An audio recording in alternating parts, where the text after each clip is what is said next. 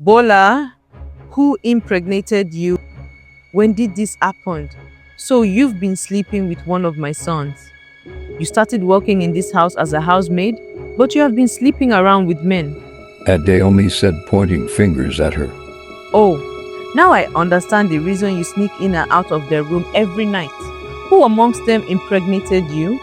Adaomi yelled at her. Bolla was speechless. She doesn't know where and how to start answering Madam Adaomi's questions. Tears clouded round her eyes and slowly began to roll down her eyes, her heart pounding in fear. But the question still remains, who impregnated her?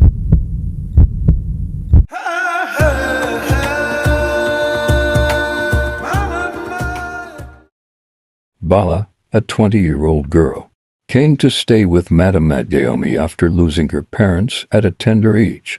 With a stunningly beautiful face, fair complexion, and a distinctive gap-toothed smile, Bolla's presence did not go unnoticed. Her charm quickly drew the attention of Adaomi's four sons, who were irresistibly drawn to her like bees to honey. "Answer me," I said. "Answer my questions before I bundle you out of this house," Adaomi thundered, her voice shaking the walls. "You are such a disgrace to your late parents." Bolla dropped to her knees, wailing. "Please, please, Ma. Don't send me out on this lonely and cool night. I have nowhere else to go. Please have mercy on me," she pleaded, grabbing Adaomi's leg. But Adaomi kicked her off angrily. "I'm not listening to your pleadings. Neither am I seeing your crocodile tears. Bolla, all I want is for you to tell me which of my sons impregnated you." Bolla hesitated. She slowly turned to look at each of Adaomi's sons from the eldest to the youngest. Then she turned back to her, trembling.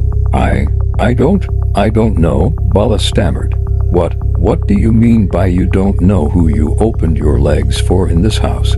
You don't want to say the truth. Get up, and leave my house immediately," Adaomi screamed. "Calm down, Mom, please, just calm down and let her be. Can't you see you're too mean on her?" Shegu, the second son, stepped in. "Shegu, are you the one that impregnated her?" Adaomi asked. "No," he screamed, waving his hands. Shegu was 24 and had returned home for a short break before heading back to Lagos. "Then why are you defending her?" "I just think you're being too harsh. She won't speak up, even if she wanted to," he replied. "I think Balomi has answers to your question." "Mom," said Femi, the third child, accusing the youngest. "I don't get you, Femi. Are you accusing me?" Balomi flared up. "Who knows, Balomi? I do see her sneak in and out of your room every night. Sometimes I even hear her scream from your room," Femi accused boldly. "Bolla is my age mate, and I see her as a sister. We chat and laugh, but that doesn't mean I'm responsible for her pregnancy. I'm innocent." Balomi defended himself. The argument escalated. Voices rose. Fingers pointed. Yet, in the middle of all the commotion, Kahin the eldest sat silently, eyes fixed on his phone, utterly unconcerned. If it wasn't Shegu, Femi, or Balomi, who did the marvelous work? Kahin kept scrolling through his phone, ignoring the storm of accusations around him. Adaomi's voice rang sharply again, this time at Balomi. "I will not allow this girl to ruin my home. One of you is lying and I will find out who." "I didn't plan this. I didn't mean for it to happen," Bolla cried. "Then speak up," Adaomi shouted. "You must know who laid with you." I wasn't in the right state of mind," Bolla whispered. Everyone froze. "You were drugged?" Shegu asked, shocked. "I didn't say that," Bolla replied quickly, panic rushing across her face. "This is deeper than we think," Femi muttered. "Impossible. Not in my house," Adaomi barked. Finally, Kahin stood up, slid his phone into his pocket, and walked calmly to the center of the room. "Maybe we should stop shouting and let Bolla breathe," he said smoothly. "She's scared." Adaomi folded her arms. "Since when did you become her protector?" "Since everyone started attacking her like animals," Kahin replied. Bolla looked up at him, eyes wide, face pale. There was something in the way he looked at her, something she remembered. That night, as the house fell into an eerie silence, Bolla curled up in her small room, her hand on her belly. The tiny bump barely showed, but its weight pressed heavily on her soul. She couldn't stop thinking. That one night, the power had gone out. Adaomi had traveled for a church retreat. Femi and Balomi were away. Shegu had gone out with friends. Only Kahind had been home.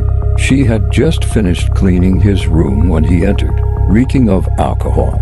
He stared at her without a word. She tried to leave, but he shut the door. She remembered every second. His grip, his voice. "No one will believe you," he whispered after. "Keep your mouth shut." Now alone in the dark, Bolla cried silently. The fear had kept her quiet, but it was time to speak. The next morning, storm clouds loomed above the house. Adaomi summoned everyone for another family meeting. The living room was quiet, tense. "I won't let this matter die. Bolla, you must speak now." Kahin strolled in last, coffee in hand, as if nothing was amiss. Bolla rose slowly. Her legs trembled, but her eyes held fire. "It wasn't Shegu, not Femi, not Balomi," she began. "Then who?" Adaomi demanded. She turned. Her gaze fell on Kahind. "It was him." Gasps filled the room. Kahind didn't even blink. "You have no proof," he said calmly. "Words don't mean truth." But Bolla reached into her pocket, pulled out her phone. She played a voice recording. Kahind's voice came alive in the room. "No one will believe you. Keep your mouth shut." Shegu stood up, fists clenched. "You animal." Adaomi's eyes widened. Her knees gave way, and she slumped into a chair. "You, Kahind." "I'm sorry," Bolla whispered. "I just want peace. For me and my baby." Adaomi's tears rolled down. "I failed you, Bolla. I'm so sorry." Shegu and Feni stood beside Bolla protectively. Adaomi picked up her phone and dialed the police. The shame was heavy, but justice had begun.